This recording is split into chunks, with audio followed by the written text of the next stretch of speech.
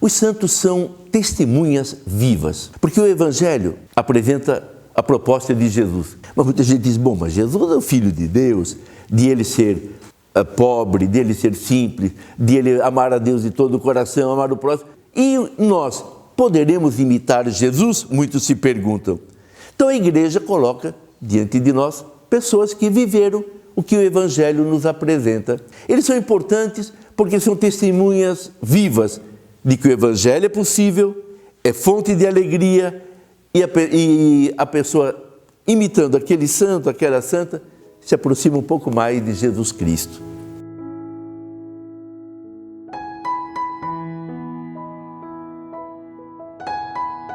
Quando, passados 5 anos da morte, pode-se começar um processo, mas geralmente demora muito mais. Começa-se a averiguar, a fazer levantamento, colher testemunhos para ver se aquela pessoa tinha virtudes num grau assim de destaque, num grau elevado. Feita essa coleta, isso é um processo longo, de anos, tudo documentado. O bispo depois então fecha o processo e envia a documentação para Roma.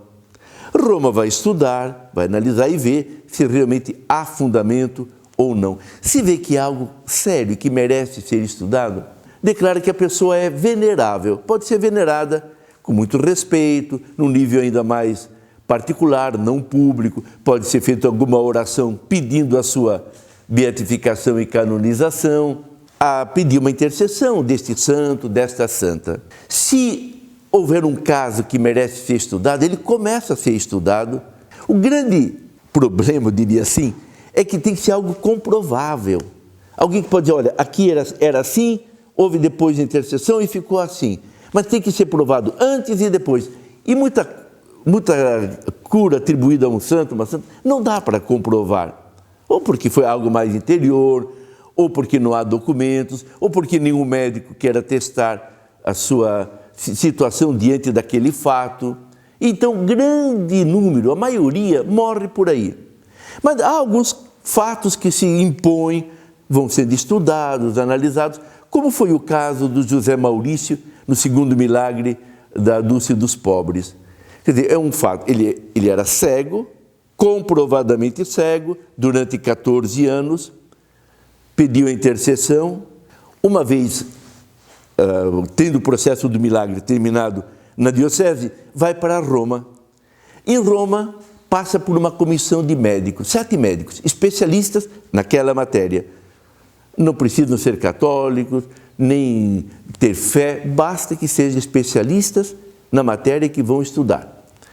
Se passar por ao menos 5 dos 7 médicos, este milagre é apresentado para os teólogos. Os teólogos são muito severos, vão ver do ponto de vista da teologia se realmente dá para se pensar no milagre ou não. São às vezes os mais exigentes. Aprovado isso, vai para os cardeais.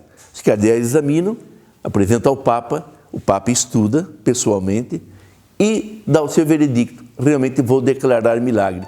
E é marcado o dia, como foi no caso da irmã Dulce. Marcado o dia, divulgado, e aí se marca, ao mesmo tempo, o dia da canonização.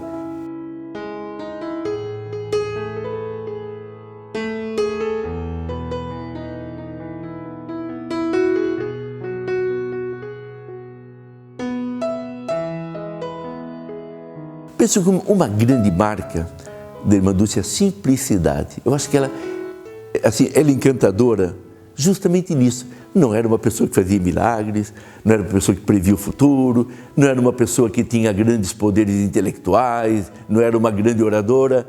Era uma irmãzinha pequena, 1,5 m, frágil, magérrima, mas que tinha uma força interior que ninguém ficava indiferente diante dela.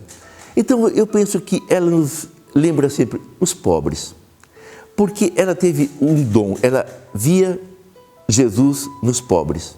Então, para ela, não era assim necessário todo um trabalho, eu tenho que ver Jesus, eu tenho que amar porque ali Jesus está ali. Não, ela via e ajudava, porque sabia que se estivesse ali no lugar dela, Jesus teria feito o mesmo.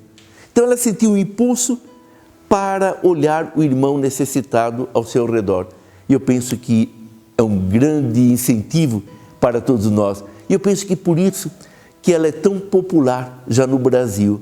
Então, ela conseguiu um grau, assim, na sua simplicidade, de uma ligação com Jesus que é admirável e merece ser imitada.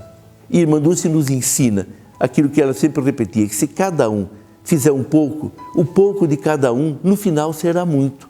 Então a pergunta que fica, que cada um deve fazer a si mesmo: o que eu posso fazer para aqueles que estão ao meu redor, que precisam de pão, ou de um sorriso, ou de um aperto de mão, ou de uma atenção?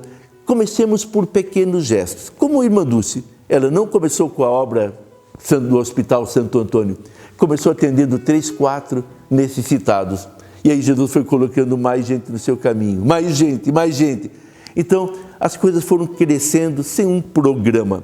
O programa, sim, era o amor, amar aqueles que estavam diante dela.